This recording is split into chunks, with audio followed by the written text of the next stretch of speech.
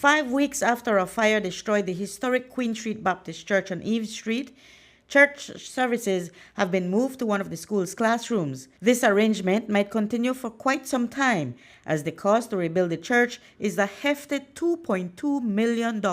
We have a classroom right in the lower flat of the school, and we turned it into a makeshift church, and we're having wonderful attendance and fellowship there. Last Sunday we had about 50 people in that little classroom. In my original release, I gave an approximate cost and of 2.2 million, and that is looked at, and as we get into the actual estimate and plans and so forth, we will see how that would play out. The suggestion that we have right now is to rebuild as it was, but with some modern assistance and changes and so forth. That effort is undergoing as we work on drawing up a plan. The plan is to rebuild a new church just like the old one, but with a lift for easier access for people with mobility challenges. However, they might need to cut costs if necessary. Pastor Lloyd Stanford has reached out to his congregation and the wider community for help with fundraising and donations for a block drive. He knows it's going to be a slow process and will likely happen in phases. What the membership look at when we met with the Board of Trustees, it would be as it was. So, well, that's what it is right now. When we look at it, there might be some adjustment to it, where we have the classroom on the lower flat and the church on the upper flat. How close are you to the 2.2 million? I guess that's what...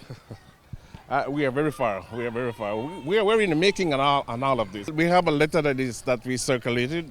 It's across the world, and people are encouraged to make a deposit to the bank account that is in that letter, and people are doing that. Steve Ozayeta has taught at Queen Street Baptist School for the past 20 years. He mentioned that the fire deeply saddened many of the students, but now they've bounced back. It did affect them emotionally.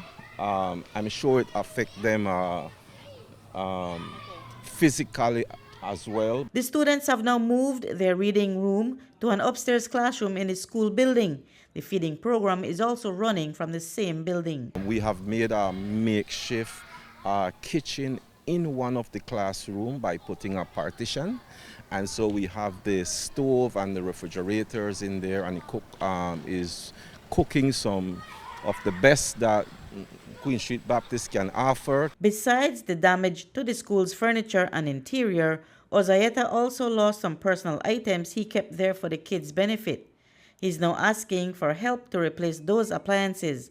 Additionally, there is a need for a teacher's bathroom. I lost a lot of personal things that I use in my classroom, and if anyone could help me, yes. Such as what? Such as my water cooler, which is very essential when it gets hot, for kids, for me to drink water.